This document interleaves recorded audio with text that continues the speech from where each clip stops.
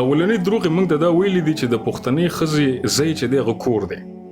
که د پښتنې ښځې ځای کور و نو د 80 کاله مخکې د 80 کاله مخکې د 100 کاله مخکې زمونږ د ټولو پښتنو ښځو دی به سړیانو سره کار ولې کولو په ځمکو کې.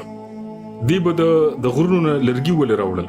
دا کوم زمونږ ښځې به چې موږ کله د کوچیتوب ژوند به کول پښتنو زمونږ ښځې به دا ګډې بیزې ولې سره ولې.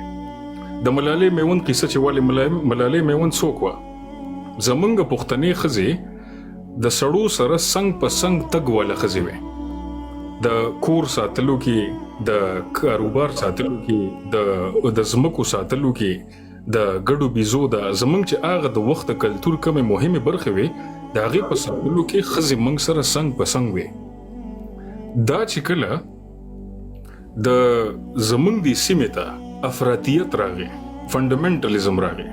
فنډامنټالیزم په دې بنیاد راغی چې یو شی ته استعمالول غواړې، لکه لنډ مثال د غلامۍ درکمه. په عربو کې چې کله د غلامۍ نظامو یا په امریکا کې چې د غلامۍ نظامو نو افریقا نه به چې خلک بوتل نو په دې دلیل به نه بوتل چې دا جاهل دي یا دا سبل دي، هغه به کړل په زور باندې، هغه به په زور باندې کړل، جاهل به کړل، خره به کړل، قمقل به کړل، دلیل به وته وکړو چې دین دا استعمال کېته.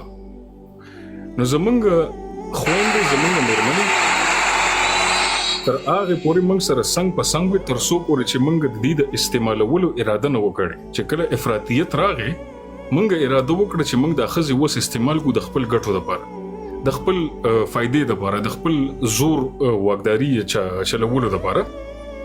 دغه افراطیت دلیل وګرځیدو. دا افراطیت بیا په ډیر هلکه شکل کې راکوشو ځوانانو ته، وسنی ځوانانو ته کو وګوري چې زما خور دې لسم صرف نه پس ور سبق ونه یا بیخي د لاړ نشي، زما خزه د لاړ نشي، زما خويند د لاړ نشي. دا هغه افراطیت ته کم چې لګ او بو باندې اومینځل شو، لګ هلکه شو ځوانانو ته راکوشو. دا منګه د غیرت برخه وګرځوله کوم چې غلطه ده. زمونږ غیرت ته هغه ښځې سره یو ځای تکو څنګ په څنګ. هغه افراطیت مونږ د خپل غیرت برخه وګرځوله چې غیرتي پښتون هغه دی چې کور نه خور ونزي، تعلیم ونه کی. دا پیلنی دلیل دی کوم چې غلط دی او غلط مایند سیټ راغلی دی. د دې د وجې زمونږ په پښتنه سیمه خلک انجونې او زمونږ مېرمنې نه پرېږدي تعلیم ته.